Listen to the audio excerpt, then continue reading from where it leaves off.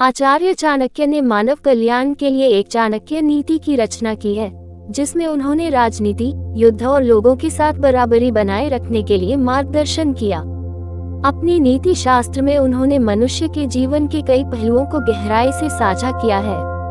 आचार्य चाणक्य को न केवल किताबी विषयों का बल्कि जीवन की अच्छी और बुरी दोनों तरह की परिस्थितियों का अनुभव था। उन्होंने जीवन के हर पहलुओं के बारे में विस्तार से बताया है। चाणक्य ने मानव कल्याण के लिए एक चाणक्य नीति की रचना की है, जिसमें उन्होंने राजनीति, युद्ध और लोगों के साथ बराबरी बनाए रखने के लिए मार्गदर्शन किया। अपनी नीति शास्त्र में उन्होंने मनुष्य के जीवन के कई पहलुओं को गहराई से साझा किया है। चाणक्य की नीतियां आज के समय में भी प्रासंगिक हैं। आचार्य चाणक्य ने अपनी नीतियों में गुणी इंसान के बारे में भी विस्तार से जिक्र किया है।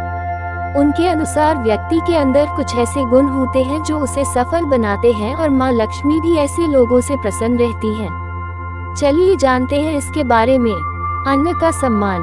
आचार्य चाणक्य के अनुसार जिन घरों में सदैव अन्न का सम्मान किया जाता है, वहाँ कभी किसी चीज की कोई कमी नहीं होती है। माँ लक्ष्मी की कृपा से ऐसे घरों के भंडार सदैव भरे रहते हैं। जिन घरों में अन्न का सम्मान नहीं करते हैं या अन्न की बर्बादी करते हैं, वहाँ पर कभी भी माँ लक्ष्मी और अन्नपूर्णा का वास नहीं होता है। जहाँ होता है ज्ञानियों का सम्मान।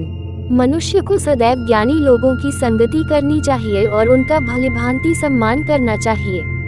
आचार्य चाणक्य भी कहते हैं कि जिन घरों में ज्ञानी व्यक्ति का सम्मान किया जाता है, वहाँ माँ लक्ष्मी स्वयं पधारती हैं। ज्ञानी व्यक्ति आपको सही राह पर चलने को प्रेरित करते हैं, वहीं मूर्खों के कारण आप समस्याओं से घिर सकते हैं। पति पत्नी के बीच समर्पण भाव। आचार्य चाणक्य के अनुसार जिस घर में पति पत्नी प्रेम पूर्वक रहते हैं और एक दूसरे का सम्मान करते हैं, ऐसे घरों में सदैव शांति का वातावरण रहता है और माँ लक्ष्मी स्वयं वहां पधारती हैं।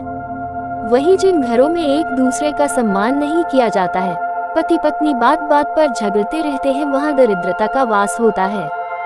इसलिए घर में सदैव शांति का वातावरण रखना चाहिए और पति पत्नी को एक दूसरे का सम्मान करना चाहिए।